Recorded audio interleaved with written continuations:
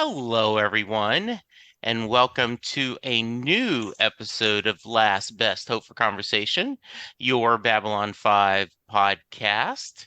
I am here in my nifty new uniform, I'm Jesse, and joining me as always is Lou, Hello, everyone. Karen, Hello. and hey, we've got a slightly different one to talk about today, don't we? Hmm. Yes. Yeah, so we are talking about Ceremonies of light and dark. Ceremonies of Light and Dark originally aired on April 8th, 1996. This is the 11th episode of season 3. According to JMS, this is the halfway point of the series. Wow. And quick thoughts. Let's start with you, Karen. It feels like a letdown after the last 3 episodes, but it's not that it was a horrible episode. It was one of those like middle of the road kind of episodes. I thought the acting was really good in it though.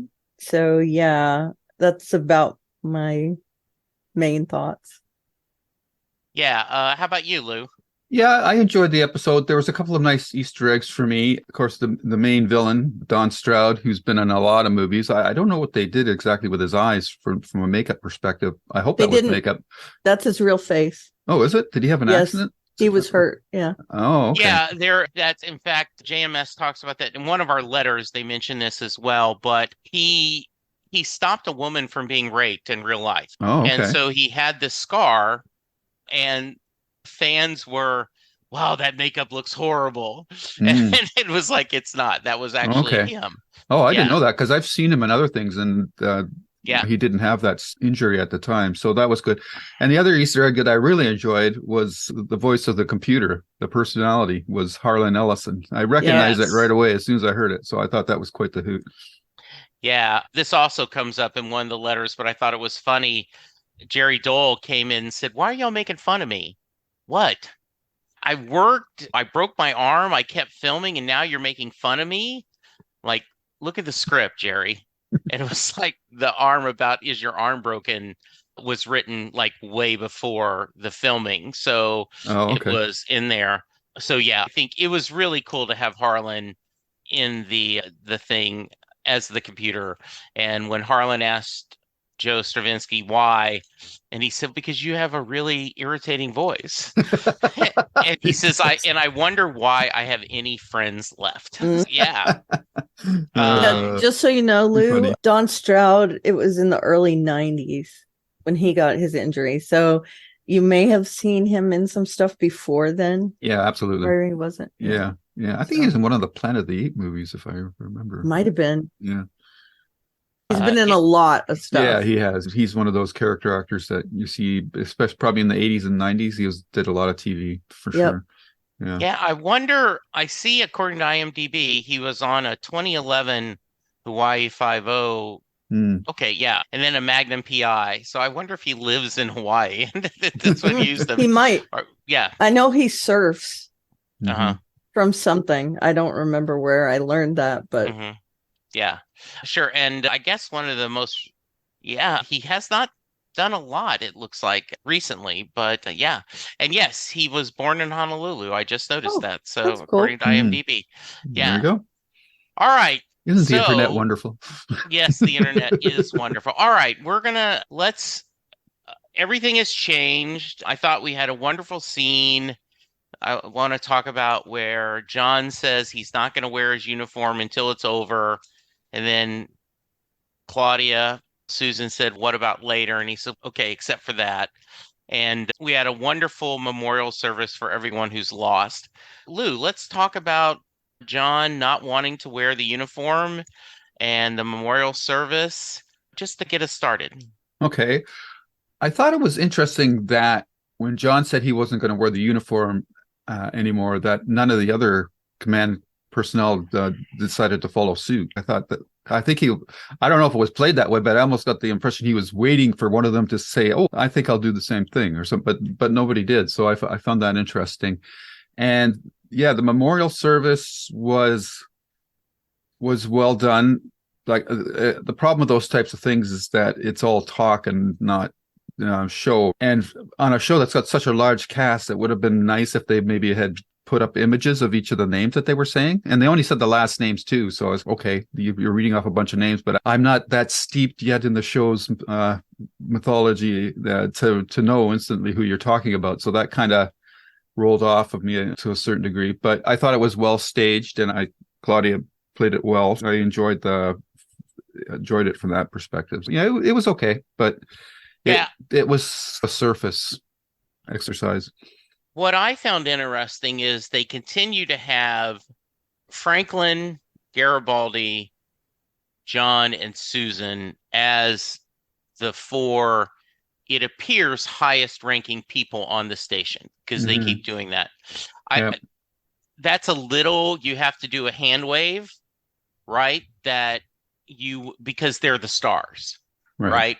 Because I don't think your chief medical officer would be necessarily in every scene like that. And I guess Garibaldi, if he was in naval terms, the chief warrant officer, right? In there, like in naval, I know this from movies, right? That there's the highest non-commissioned officer. That's just a little bit Franklin that gets me, but I get it. Yeah. How about you? Any thoughts on the service or John not wanting to wear the uniform? No, I thought the service was touching, and it's whenever people read out names like that in a like memoriam in memoriam kind of thing, it always reminds me of the 9/11 ceremonies. And I was like, oh yeah, it's 9/11. Oh, this was filmed before then. So it's not like they were copying anything. And I don't know, I thought it was nice to at least acknowledge that people died in that fight.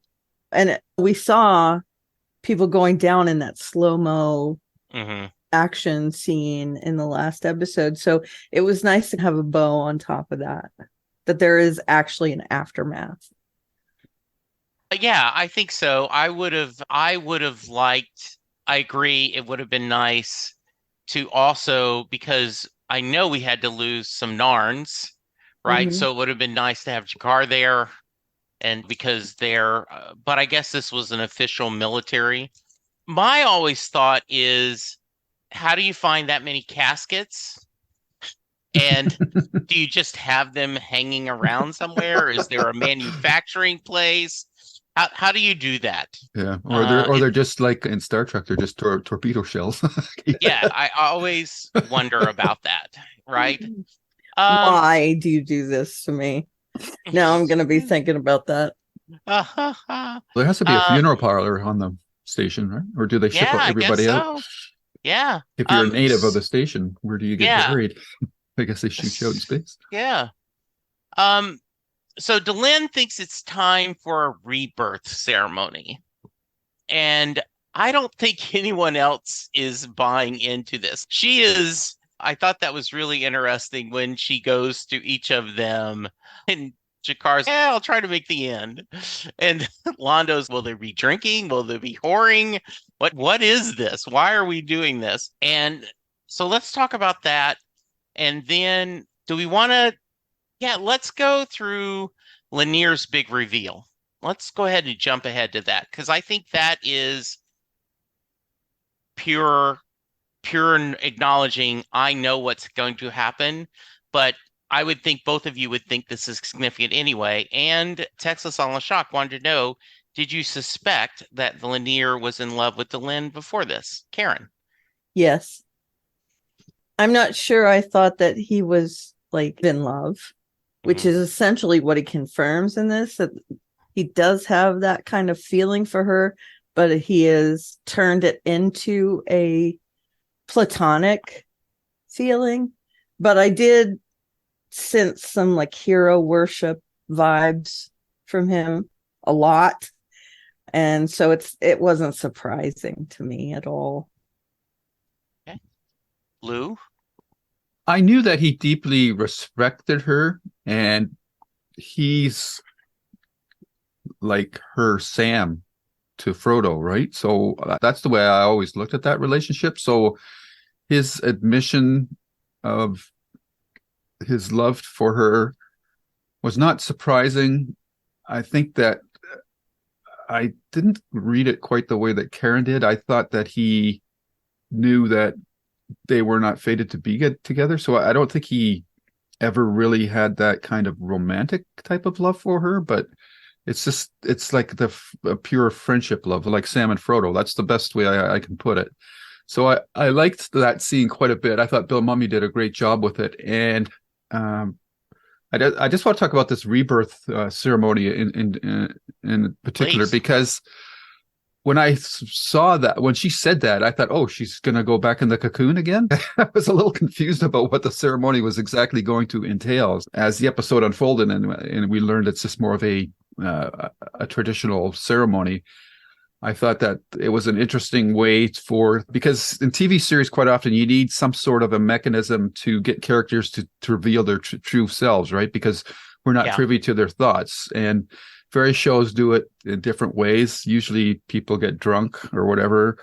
In Star Trek, you have the naked time, and then Next Generation, the naked now, where they get drunk on that water that's been altered and they reveal their inner self. So I like that.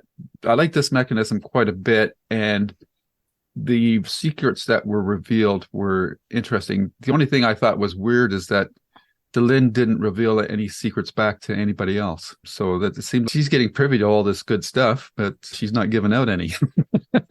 I think you can trust her. Yeah, I almost feel like she's almost the priest when doing the confessions. Mm-hmm. And I assume that I do think that it would have been a little more powerful.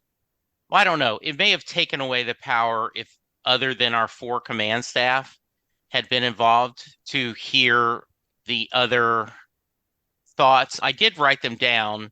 Mm-hmm. And so since we're here, John gives up his uniform and says how much he cares for her without saying it. He doesn't say, I love you, but he does go right up to the edge, doesn't he? Oh, yeah. Yeah. Garibaldi says, I'm afraid all the time that what's going to happen if I let go, if I lose control. Interesting. Yeah. Susan says, I think I love Talia, which is something that we all went, duh. Right. But I thought it was a nice confirmed. And then Franklin, I thought of you, Karen. He says, I think I have a problem. Mm-hmm. And well, it's the Sims, right? That he's admitting you have a problem is the first step. The first recovery. Step. That's right. Yeah. Now, why did you think about me? Because of my deal with Franklin? Because I have never done 12 steps. No, not because of the 12 steps. No, it is because you're concerned of Franklin. Franklin thank you. Let's just clarify that. I've never concern or annoyance. Both. Yeah. So all of the above. Yeah. So I just thought of you because I know even today you mentioned, God, it's just Franklin. Right. So yeah, we're gonna see. Go ahead, please, Karen. The ceremony. I'm sorry, I can't talk today. The ceremony is a callback to that episode from season 1, right? Where they all did a part of their religious ceremony thing. Yes. Is that Grail? I don't remember which one it was. Right. But anyway, I thought that was a nice callback that she actually mentions that it's from that time. Yeah. But anyway, sorry. No, I agree. What do you talk about? You mentioned Lou, the Garibaldi one especially was interesting. Talk to me a little bit. It is the central conflict of his character in a way, because he's got the addiction problem, the drinking problem that he's worried about. And I think we've seen flashes of his control issues in a couple of, was it 2 or was it last episode where he walked into the room where the Nightwatch was and he was raging at everybody for abandoning him. So he's got this high self-doubt thing, and which is, I think, explains a lot about his character and why he's so meticulous in finding out as much as he can about everything. Like in this episode, again, he had all the access codes. And were we surprised that he had all those codes? I certainly wasn't. I said that's totally in character with him. And he needs to be in control of everything, which is impossible for any one person to do. And the pressure that he puts upon himself because of his past indiscretions is really high. So I really like that. I'm a little surprised that he would admit that. There's probably other truths that he could admit, but that's his central character trait. So to be self-aware is pretty unusual. It's great for us as fans of the show, but that would be like a racist admitting to himself that he has a problem. That's pretty hard to credit for a person. Like that's having God omniscient viewpoint of yourself. So I find it's interesting from a character portrait and from a fan perspective. I'm just looking forward to seeing how all these secrets that Lynn has now, like what is she going to do with them? Is she going to do anything with them? I would think that she would respect each person's privacy. But in war, things happen that require you to do things that you normally wouldn't. So I'm going to be curious to see how that plays out and to watch how each of these characters, except for Susan, her revelation was like yeah, okay, so what? I would have preferred something more relevant to what's happening now, not something that's happened before. So I was out of the four, I was disappointed with her confession. I think it was just a fan service kind of confession, to be honest. So I would have liked to gotten something more related to her telepathy. That would have been a much better secret for her to reveal. But it is what it is. Sometimes 3 out of 4 ain't bad, I guess. Well, and yeah, I I think one of the things they wanted is that, because I do think a little of this was fan service, and also to have your female lead to admit that she's bisexual is pretty strong at that time period, maybe even at this time period with the way things are. Yeah, I get you. So let me talk about the secrets real quick. Please. Okay, what was the first one we had? We had John admitting his feelings mostly. Yeah. Okay, that's not a shock. Although I'm glad they're playing into the fact that, okay, so the second one, was it Susan was the second one? Yes, Susan, yes. Okay, so she admits that she was in love with Talia. Yeah. And to me, that was a pretty big secret because everyone knows how she feels about telepaths. Yeah. So I don't know that she actually told anyone, hey, we slept together, but yeah, they do know she has trouble with telepaths. So I thought that might be a little impactful. And then we Rangers had too. Right. Exactly. Yes. She does. Yes. She likes an enemies to lovers story. Definitely. Yes, she does. And then we had Garibaldi next or Franklin next? I think Garibaldi. Yeah, Garibaldi. So Garibaldi. And it was actually John, Garibaldi, Susan, Franklin. Okay, sorry. No. So Garibaldi comes next, or the other way around, whatever. Garibaldi talks about how he's afraid to let go, right? To succumb to whatever. My thought on that one is that he's already admitted to himself a lot of his weaknesses to himself. Right. He knows he's an addict, right? So he knows how to be fallible, but I don't think he knows how to be vulnerable. And I think that was the takeaway from his confession, was that he's not vulnerable. And so that was his thing. And he's feeling really raw about all the things that have happened over the last couple episodes, weeks, whatever. Mm-hmm. And then Franklin, I have a problem. And we know that's a big sticking point for him too, because he lied to Garibaldi. Oh, I don't have a problem. And so they were all, in my opinion, and that's definitely an interpretation issue, I feel like they were all fairly important reveals and also in character for being an impact. I think they all knew that they needed to become vulnerable for this ceremony. And also, we can't forget Marcus. Marcus told her the story about his brother, and that was also his offering for the ceremony, because that's Delenn takes that as his offering. And that's him also being vulnerable. So I think it all has to do with vulnerability. John shows his vulnerability. Garibaldi shows his, Susan shows hers. Hers is feelings.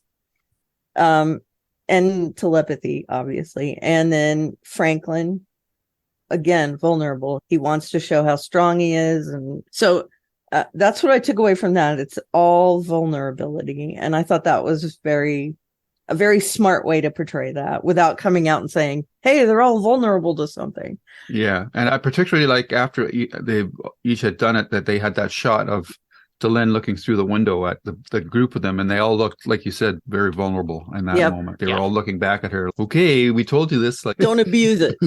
Yeah. Yep. And then I thought, talk amongst yourselves, but nobody said anything. And do you think they all hurt each other? I don't think so. I don't think so at all. I hope not. I think they would respect each other's privacy. I would assume so. I think so too. Okay. What I thought of is... Oh, and I'm sorry, we also have Lanier being vulnerable in this episode. Yes, he does. What I thought was really interesting is Garibaldi. My sister is very active in Al-Anon for a lot of reasons. Which is, sorry? Al-Anon is the support group for Alcoholics Anonymous. Oh, okay. It is families of alcoholics have their own meeting called Al-Anon. It is similar to a 12-step, but it's to help you cope, because often it is very dysfunctional in an alcoholic family. And it is a support group for members of families of alcoholics. And she has shared with me a couple of times that, and I say this with, I want to be respectful, but there's a term called a dry drunk, where they are not drinking, but just by sheer force of will and anger, and not actually resolving the 12 steps that Alcoholics Anonymous recommends you doing. And I realize there are a lot of ways to get sober, and AA is not the only way. But I thought of that as Garibaldi. I wonder if he has worked on the issues that caused him to drink, or is he just not drinking?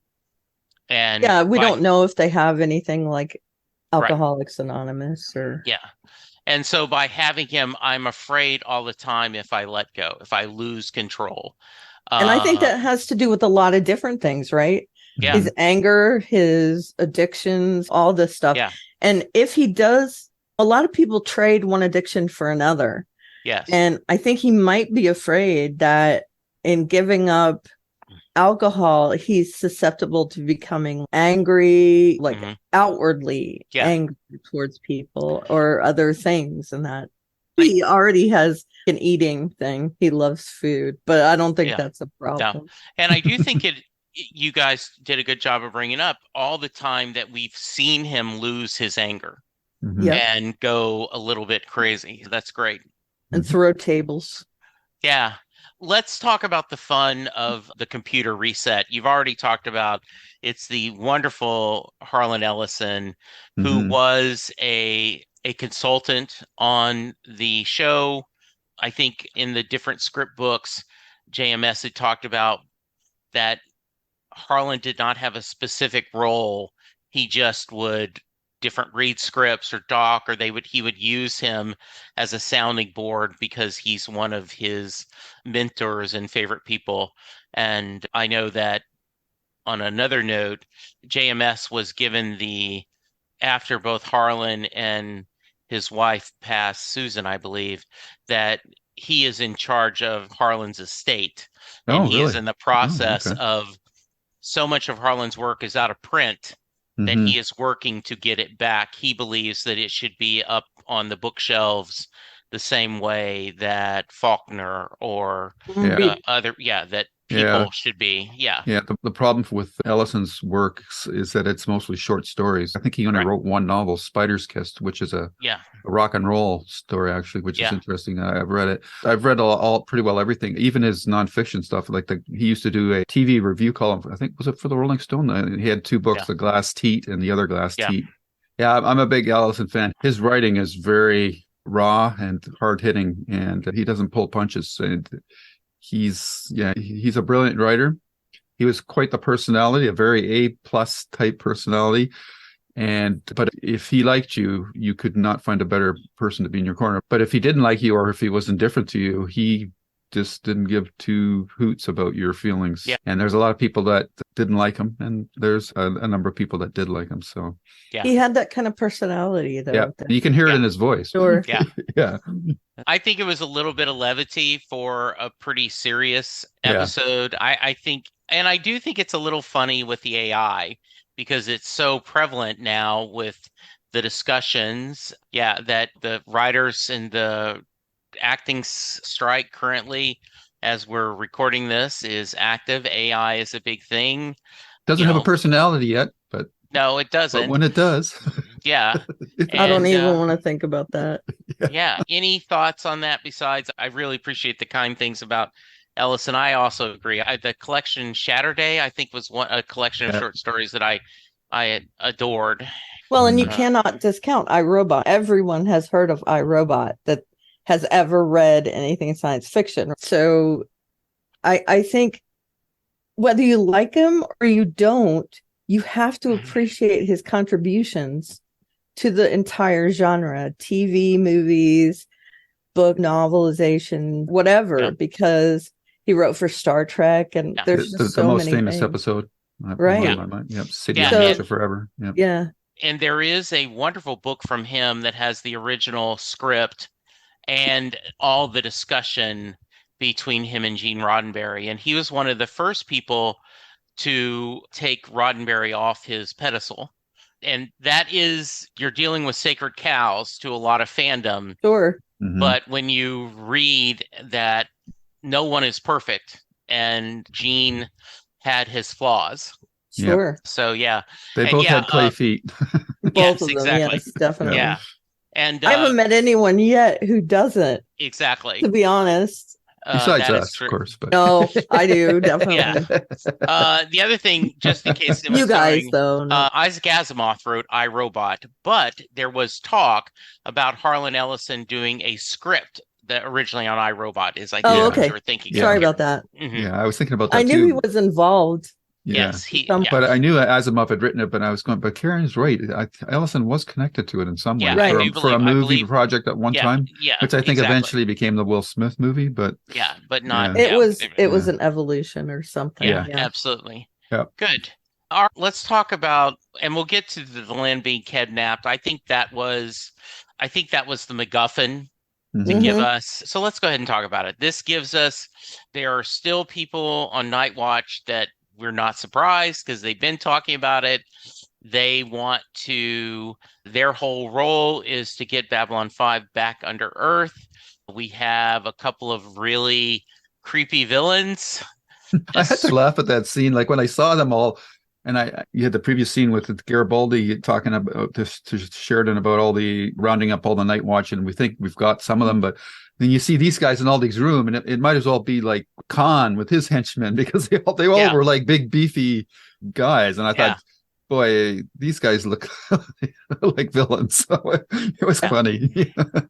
Yeah, and can I just say that I guess it's Kim Strauss, I'm not sure, who plays the dude that was like the guy who would wear ears around his neck or whatever in Vietnam. That he was talking about how he killed Minbari.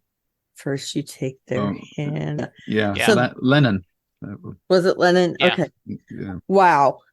People might think that's corny or it's a weird performance. I think it's a really good performance of someone that would have that kind of sickness. So I thought it was an interesting play. Yeah, and the little bone song was just creepy as crap. Just, ugh. Yeah, so they don't want to kill Sheridan because they think it'll be a martyr. But they want to set him up, right? But if they get rid of Delenn, therefore, because she's on shaky ground, how do they know that she's on shaky ground with the Great Council? Don't know. But that's their plan, and they end up capturing Delenn, which gives us everyone searching for him and gives Marcus a lot of time to shine. Yay. Karen had been asking, "Where's Marcus?" So this was He a was really good in this one nice. too. Yeah, this was. So let's talk a little bit about that. Yeah. First of all, I'm always delighted when he's on screen, right? Hmm. And it's not just because he's got a hot accent or he's cute or whatever. I Yeah. love that character. And we got a lot of backstory for him in this episode, which giving someone more 3D levels of information really makes me happy. And especially with a character that I like. So to see him talk about how things were his fault and that he blames him, and essentially he has dedicated his life to doing what his brother wanted to do, which that's a huge trope, but you can see where it would be a thing. And then we got him beating people up, and we got the gamut of Marcus in this episode. And it's not like he took up a lot of screen time either. We got a lot in 3 scenes. He's sitting down at the table with Delenn, him beating everybody up, and him telling Delenn his secret. I really thought that he did a great job in this episode and playing off the thugs. And now we learn why he's always in that little bar.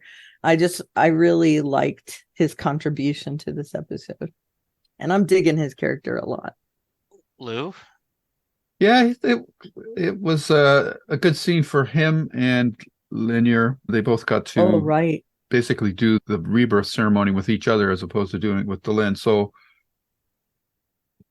I liked the duality of that scene because they're at, in some ways they're at cross purposes, but they're still trying to help Delenn, and it was interesting to see them play off of each other. They've got different conflicting feelings about the situation, but they both want the same goal. So that was interesting to watch play out.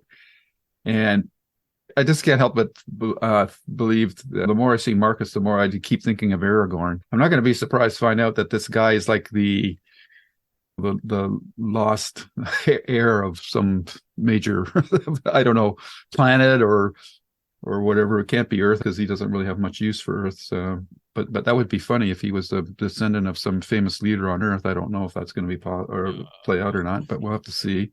And also, I know if it's not Mars, it's another colony, right? Because he talked about I didn't have that connection. I don't think it's Mars, but yeah, he was on another colony for sure. Yeah. So yeah, that all played out pretty good. I didn't exactly understand how he incapacitated everybody, but because I thought it seemed like he was taking the air out of the room or something. But if that was the case, then how come he remained conscious? But so that was a little murky to me. But you go with it, right? Because so I believe remember, you can get more with a kind word and a 2x4 than just a kind word, which is by I've shared you, there were times when you could buy cards, little index cards with a script, with a quote. And that was one of his quotes. Nice. I assumed he just kicked everyone's ass. I assumed that as well. Yeah. That whole room by himself? Yes. Why not? He's a ninja. Yeah, because Lanier said they trained you well. Yeah, I thought that, but I rejected it out of hand because I said I don't care how good you are with that many people. There's just no way. He hasn't displayed that kind of talent to me, so that's why they didn't show it. Yeah, so that was a little weird, but you just go with it. Okay. Exactly. He's that good, but I haven't seen anything him that demonstrates that yet.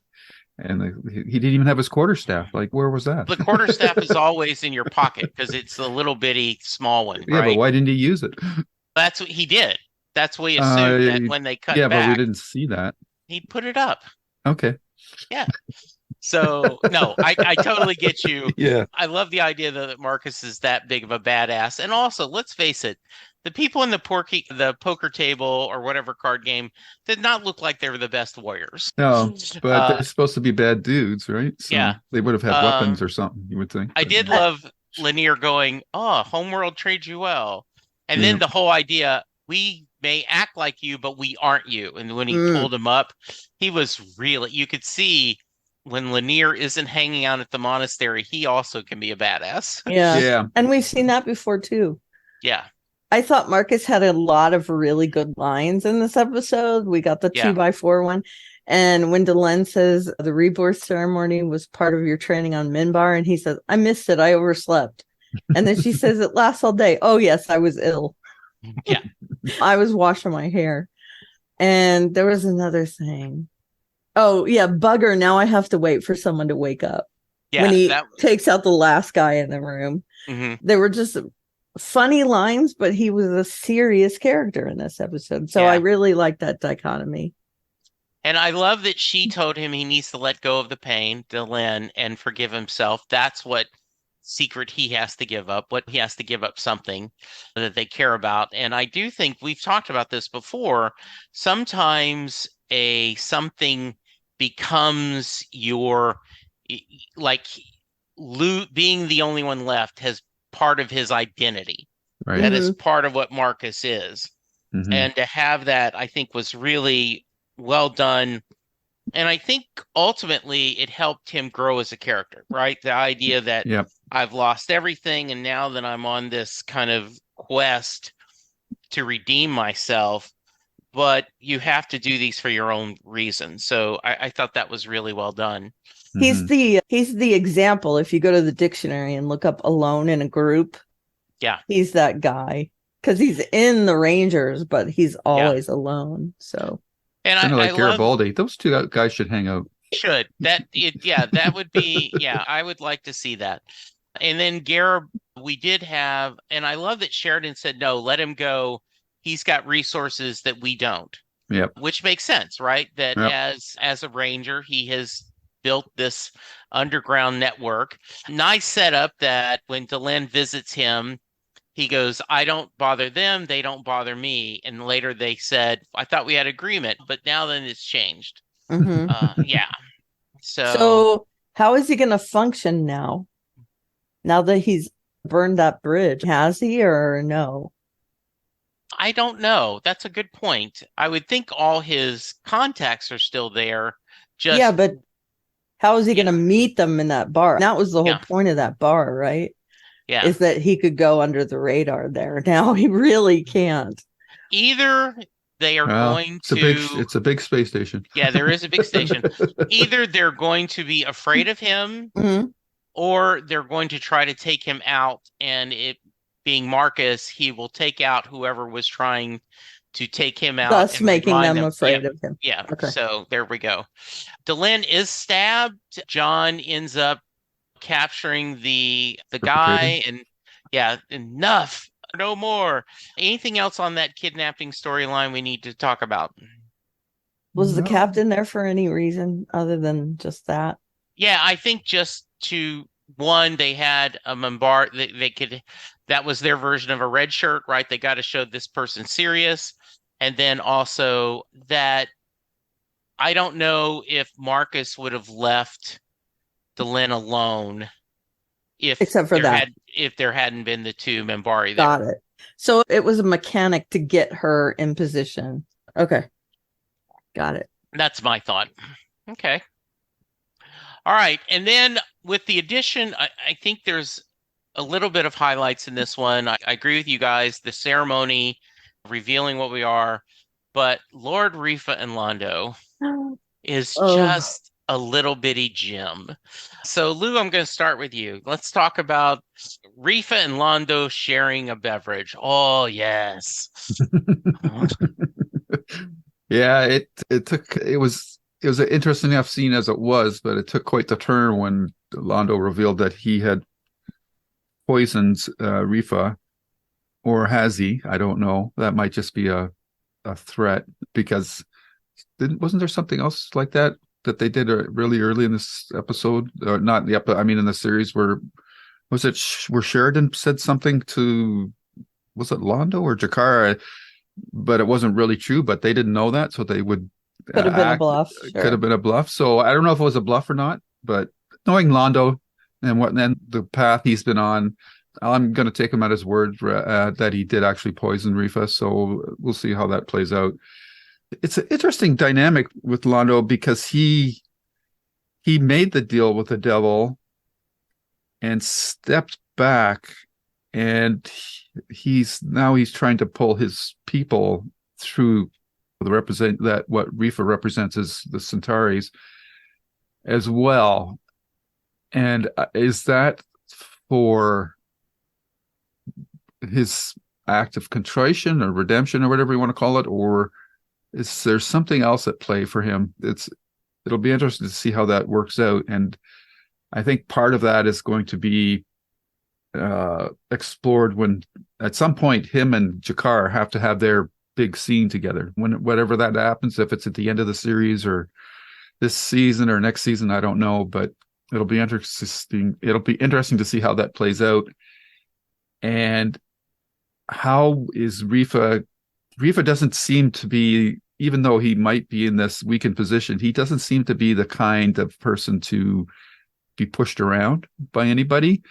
Is he going to ask Morden to take Londo out? I don't know. There's a lot of possibilities from the scene, but it was played very nicely by both actors. And because Londo always puts on that, hey, let's have a drink together, it's good times, blah blah blah, and then he drops the hammer like that. So I really liked how that scene played out, and I thought it was pretty close to the highlight of the episode, except for the secret reveals scene. So yeah, it was a really good scene. And it's interesting. Marcus, Londo, and Jakar all didn't want to take part of the ceremony because they're too into their own business to be able to step back, and they don't trust anybody else, so they don't have that feeling of support or companionship that the four main principal cast characters do. Yeah, so it's an interesting. They're all on their own different paths, and they don't have. They're too busy moving to stop and thus to smell the coffee. Yeah, I gotta admit, Peter Jurassic and William Forward, who play Rifa and Londo, they know how to chew up some scenery. Definitely. Yes. I like that Londo had the drink ready. You have to wonder, I guess he's never been to a frat party. You never drink something unless you see it poured. That's funny, but it's not at the same time. Yes. I like that he's on his back foot now, or at least it seems that way. I'm talking about Rifa, obviously. Yeah. And it also reminded me of the scene between Vicini and Wesley in The Princess Bride. Yes. Where they're sitting across from each other. Yeah. Plus, and he says only an idiot would fight a war on many fronts. And it's almost a similar line to no one would fight a land war in Asia. I mean, it's a very much an echo of that scene. And it's also played for serious comedy. There's a lot of funny parts in that, but they're not funny. They're smile to yourself funny. That Londo gets this over on him. It's rather amusing to me that he would do this. And I did also have that thought, is he just bluffing? Because he definitely could be. How would Rifa know if it's only half of the poison? Would you be able to check for it? I think it's a pretty good gambit if it is a bluff. If it's not, then good on him, because I think Rifa should go down.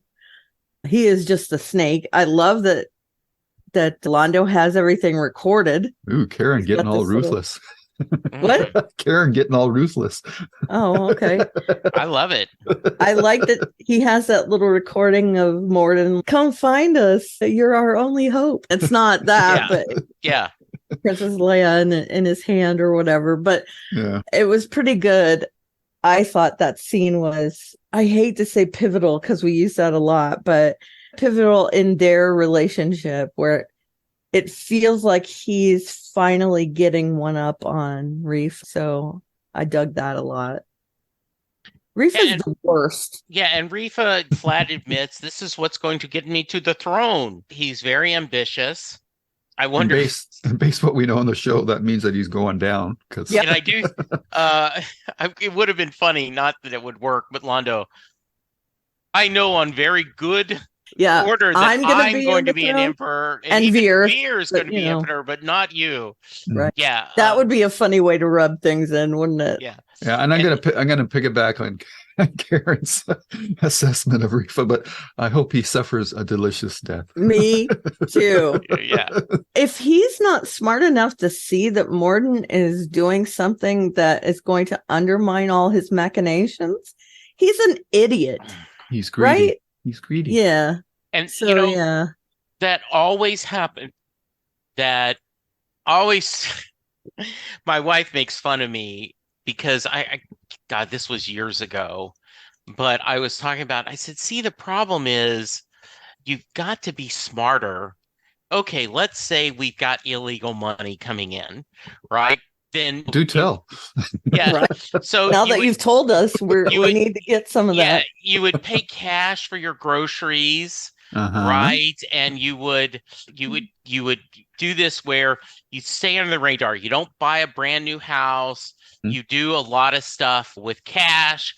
And then if you do need a purchase, you'd have to keep your regular job so that you'd have income. And Linda's, you've really thought of this way too much. I'm like, yeah. I think it's a product of the fact that we watch a lot of yes. Yeah. shows and movies Exactly. that would have that kind of activity. And they always get greedy, right? Yep. It's not enough to do a couple of drug deals a week to make, no, now I've got to do more. We've got to do better.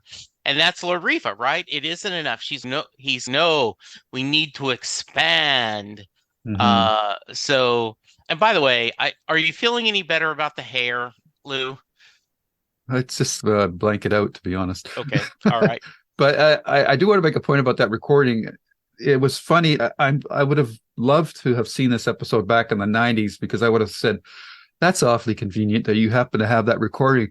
But based on what we've seen happening in today's world, with everybody committing crimes and being stupid enough to put it on Facebook and whatever, it's oh yeah, of course he's got a recording of that. Yep. So I found that very interesting. And recording their crimes on purpose. Yeah. Because they think that they're right, or they live in this social media has created these bubbles of reality for everybody, that they think that they can do this without impunity. It's just a very interesting. That was just a small thing in that episode, but I thought, yeah, that's more relevant today than it was, I bet you, when this first aired. That tracks, right? Yeah, it does. It really does. Definitely does. Yeah, and I agree with you. Did he really poison him? Is it a bluff? But can Rifa go to a doctor and have a blood test to tell? Who knows? I assume not. Yeah, he doesn't know what it is. Yeah. But it sounded like the centurion. Oh, sorry. Go ahead, Karen. Yeah. I think it's one of those that goes, you can't detect it until it becomes active, which would I think so. Yeah. But he did say that the centurion have quite a history of poisoning. So you would think that there's some experts out there and that would be able to detect this for him. But yeah, it could be. And I do love that. Oh, we're going back to the old ways. I do wonder, and does Londo now need to watch what he eats, what he drinks? It seems like, in a way, you've set yourself up to possibly bad things happening. He's going to get Flounder to eat everything for him. There we go. That's Veer, for those of you who have not seen Animal House. Yes. All right. Anything but he's not else around anymore. Nope. Not on the ship, not on the station yet. Yeah. Anything else we need to visit about?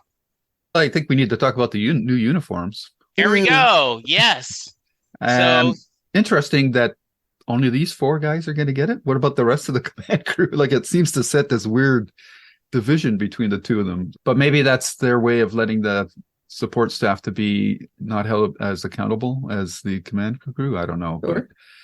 But it sets up this weird divide between the two of them that, in a normal command structure, I would, as a commanding officer, would go out of my way to avoid. It's like an open door policy kind of thing versus a closed door policy thing. So it'll be interesting to see how that plays out. I like them. They look nice. So I was very happy last week when you said, are they getting new uniforms? And I had to bite my tongue. Oh, okay. Because the next episode they get them. And that was when I said, one of you mentioned something that is very going to come through. So that was the uniforms. Cool. Yeah, they look pretty smart. Yeah, they look really good. A little Minbari themed, but really well done. I will tell you, you will see more and more. This is minor spoilery, but I don't think so. You will see more and more people wear the new uniform. Okay, so it's just And the real reason is every character who's on screen said, "Can I get one of the new cool uniforms?" to JMS. Oh, okay. So, because originally, okay, we're just showing this. Yeah. So Maybe we should take a guess as to who gets the next one. Is it Zach or Corwin? Yeah, exactly. Which one of these? Yeah, I think that's. Yeah, they look great. Maybe Marcus. No, Marcus. No, has Marcus his, will stay as Ranger. Ben Kenobi robes. Yeah, maybe Linear. But never know. Yeah. Speaking of Linear, he drops the bomb also that I think went a little unnoticed by us just until just now, that he actually says out loud what the prophecy is, that they're going to ally with the other half of their souls. That's the main prophecy. And I know we know that from a behind the scenes kind of thing because of Sinclair and the whole soul business, right? But is that something that was widely known when this first came out, that was the prophecy? I don't think so. We know that because she had shared, but no. And you wonder, did the Rangers know that or did Marcus know it? I don't know. And Delenn does talk about that she is destined for someone else. And we're assuming that's Sheridan. Right? Yeah. Yeah, I don't think Sinclair. That's... Yeah. One of the fans in the YouTube thread for the last episode said he doesn't have any issue with that relationship, but yeah. And because he had asked Catherine to marry him, right at the end of it. Yeah, I know that you love them two together, so I'm not, Well, I don't love them together. I just thought that the show was going to go down that road until real life circumstances changed the flow of that, and especially when you go back to that time travel episode with Babylon 4. And she's not on screen, but she's definitely there guiding him or helping him, Sinclair. So that's going to be interesting to see how that plays out later in this season. Okay. Thank you. That was a great catch, Karen. Anything else we should talk about on this one? I think I'm good. Okay, good. Yeah, all right. I think that's everything. Yeah, looks my notes. All right. Karen. Rating? Ratings. I'm going to give it 7 irritating voices. Nice. Lou? Oh, you stole mine. I'm sorry. That's okay. So what am I going to do here? I think I liked it a bit more than Karen. I'm going to go 8 sniper scopes. That's good. Maybe I should raise mine to 7.5.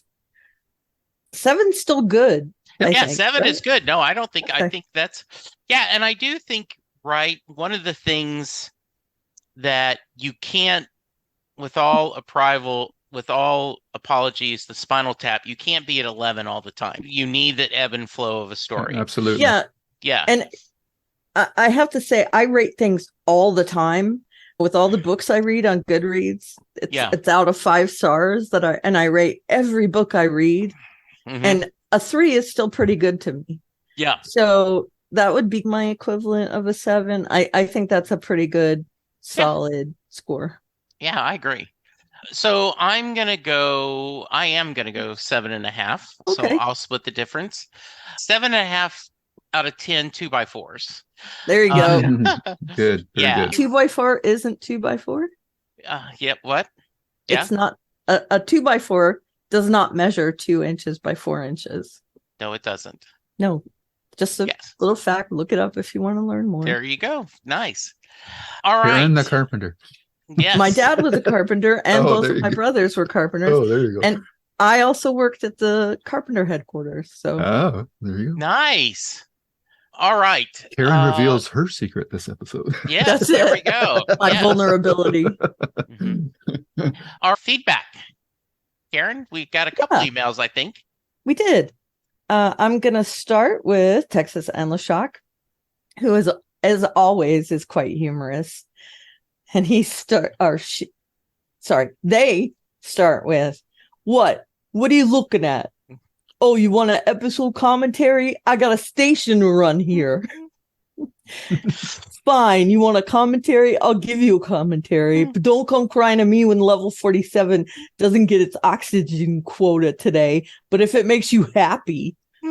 And then they mentioned that it's Harlan Ellison's voice.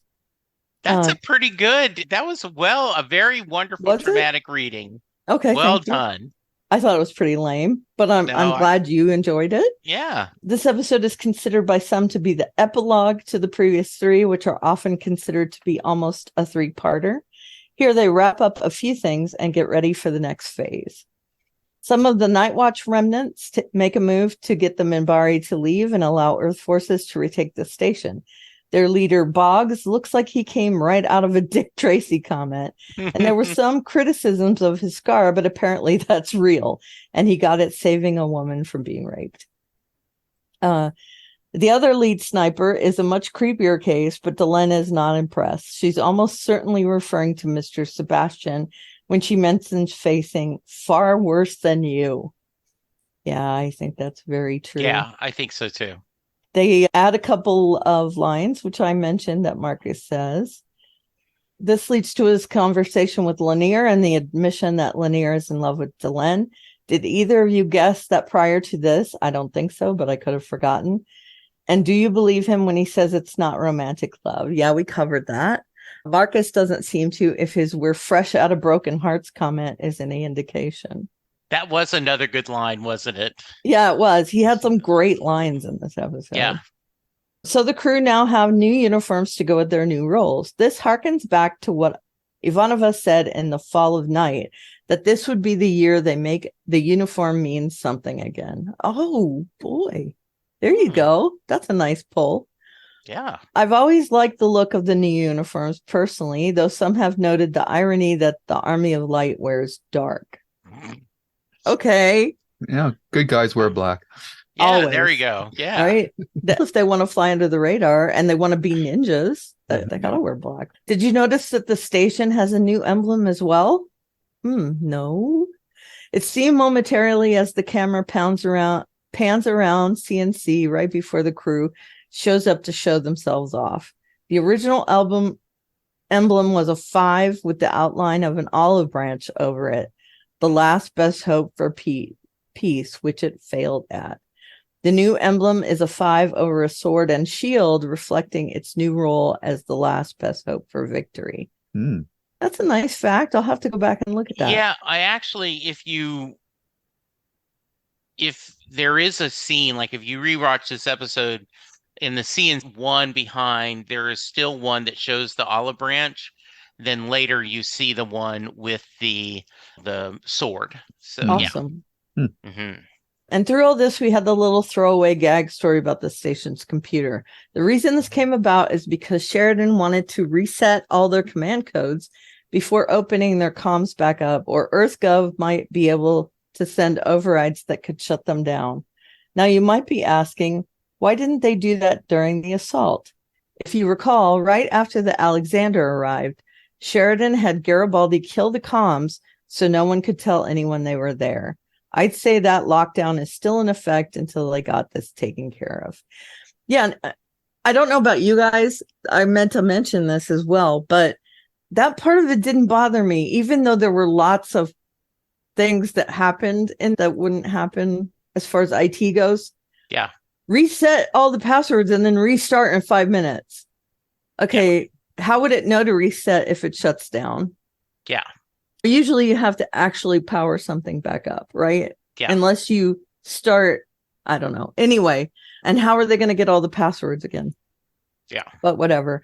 Anyway, another email done. I don't think I'll have as much to say about the next one, but we'll see. In the meantime, enjoy the quiet because it won't last. That's me doing that. Good. This is the Texas Analyst Shock signing off in Valen's name.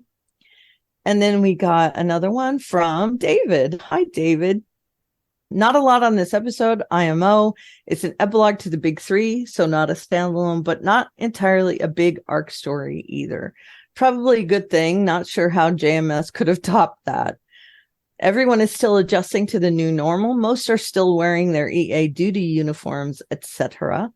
Sheridan is the exception, of course, only wearing the dress uniform for the memorial service. One area I felt they should have included: no mention of the Narn who died. Think they should have cut a little bit of Delenn browbeating people for her ceremony and at least mentioned the Narn. Not real impressed with the computer reset bit. I get JMS was possibly wanting something lighter in a pretty dark episode, but that just seemed forced to me. One thing this did change: the part in the episode where the computer says, "You got a broken arm or something," was written before Jerry Doyle broke his arm in Severed Dreams. Because of this, the incident where Claudia Christian broke her foot and a deal involving a bad chicken salad sandwich, the cast requested JMS not mention any body parts when writing a script. Probably they're trying, this is me talking, they're trying not to set up a bad omen situation happening. Is that what he's mentioning? Yeah. He goes into that in the script book. He gives a couple examples of he had said things and then later it happened. So they were like, okay, how superstitious. Yeah, I would similar say like the same Scottish thing. play, right? And then he mentions Don Stroud's quote unquote makeup. That's his real face. And then that's it. He signs off. So thanks, you guys. I appreciate it. Yeah. Anything we want to bring up on the YouTube channel? I don't think so. Let's see. I mentioned the comment about whether or not people feel sorry for Sinclair. Yeah. That Percy's owner said they don't. It's interesting how we can have different reactions to the same story beats. But I think one point of production interest is that Mr. Scholar says, if I recall correctly, they switched from Omegas to PCs, Pentium processors, by season 3 as they came out in 1995 with Windows 95. There you go. Maybe that's how they were able to handle so many spaceships in the battle scenes now. Nice. Good. That's it. Oh, very nice. All right, Karen, if someone wants to reach you, how can they? I'm at Elveria on the various social medias. And my blog is alliesstuff.com. And the landing page has a bunch of links for you to find other podcasts, other blogs, things I enjoy, things like that. All right. And Lou? You can find me at Twitter at Lou's Reviews, on YouTube, Lou's Reviews, Twitter at Lou W. Sitzma, and on the YouTube page, you'll find all our podcasts. This one, obviously, we're doing the 12 Monkeys. We've got our JKL Media, where we've done one-offs of Midnight Mass, Devs, the English, and I also have interviews with writers. Thanks. You can find me at Jesse Jackson, DFW on Twitter. You can hear me talk Doctor Who on Next Stop Everywhere. You can hear me talk John Hyatt on Perfectly Good Podcast and talking music on Set Lusting Bruce. As we're recording this, coming up this week, I have a fan, a fellow Jesse, that wrote a column that Bruce Springsteen crossing the picket line, not his choice of a title, but it is all about his disillusionment with Bruce's music. And I had him on to make his case, and I think it's a pretty good discussion. He really doesn't like Queen of the Supermarket. Really doesn't like that song, which it's not a great song. But anyway, please check that out. Please send us an email, jklb5@gmail.com. 5 podcasts. Yeah, thank you. Send us, let us know, post on YouTube, and please share with this. They announced this week that you can now buy, they will be releasing the core Babylon 5 series, including the pilot, The Gathering, in Blu-ray for the first time. Though I thought you had a Blu-ray set. Yeah, I do. But maybe it's been remastered? Yeah, I don't know. Yeah, they say it is. And so that's they're doing that. Turns out, according to Twitter, that someone asked JMS why all of a sudden there's this flood of Babylon 5 stuff. And he said there was one guy at Warner Brothers who hated Babylon 5 And so anytime something came up, he squashed it. And he retired. And now then everyone else is like, oh, we have this great property here. Why aren't we making money? And so Awesome. that's where the road home came from. And I have not checked, but we're recording this on Sunday morning. There was a screening of the road home in San Diego last night at Comic-Con. So I don't want to be spoilers, but I am hoping to catch a couple of people talk about how much they loved it. All Cool. right, there we go. Thank you, Karen. You're welcome, and thank you. Thank you, Lou. Most welcome. And thank you, listeners. Please come back next week. It's a fun one. And Veer returns. So until then, be safe, be kind, and we'll talk to you soon. Goodbye. Bye. Bye bye. And scene.